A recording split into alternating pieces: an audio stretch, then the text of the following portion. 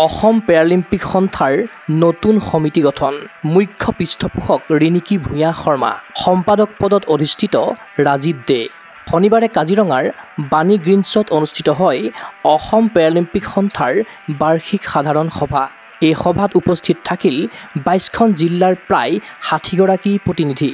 তদুপৰি এই অনুষ্ঠানতে ৱৰ্ল্ড গাপিত পদকজয়ী খেলুৱৈ আবাবিল আলীক অসম পেৰালিম্পিক সন্থাৰ তৰফৰ পৰা জনোৱা হয় সম্বৰ্ধনা। ইফালে পেৰালিম্পিক কমিটি অৱ ইণ্ডিয়াৰ সাধাৰণ সম্পাদক জয়ৱন্ত GH এই সভাত উপস্থিত থাকিল পৰ্যবেক্ষক হিচাপে।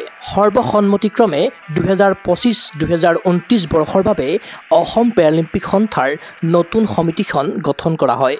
অসম পেৰালিম্পিক সন্থাৰ নতুন সমিতিত মুখ্য পৃষ্ঠপোষক ৰূপে নিৰ্বাচিত হ'ল ৰিণিকী ভূঞা শৰ্মা। সেইদৰে সভাপতি পদত চন্দন কুমাৰ বৰুৱা অধিষ্ঠিত হোৱাৰ বিপৰীতে উপসভাপতি পদ অলংকৃত কৰিলে ক্ৰমে ডৰথী চুচিয়াং, ডক্টৰ চুতাপা চক্ৰৱৰ্তী, মনোজ কুমাৰ বৰা, হিমা ওজা দাস।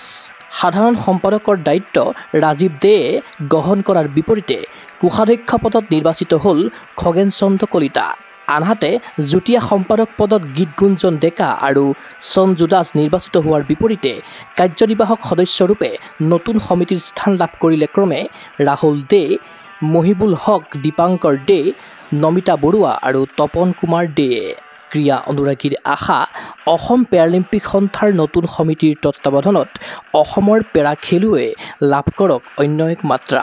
নিউজ ডেস্ক ৰিপৰ্ট, গগো স্পৰ্টছ এনি। ফিজিকেল এডুকেশ্যন বিষয়ত ডিগ্ৰী পাঠ্যক্ৰমৰ কাৰণে অসম তথা উত্তৰ পূৰ্বাঞ্চলৰ প্ৰথমখন শিক্ষানুষ্ঠান অভিৰুচি ইনষ্টিটিউট অৱ ফিজিকেল এডুকেশ্যন। 2 বছৰীয়া ফিজিকেল এডুকেশ্যনৰ BPEd পাঠ্যক্ৰম আৰু 4 বছৰীয়া BPES পাঠ্যক্ৰমৰ বাবে নামভৰ্তি চলি আছে।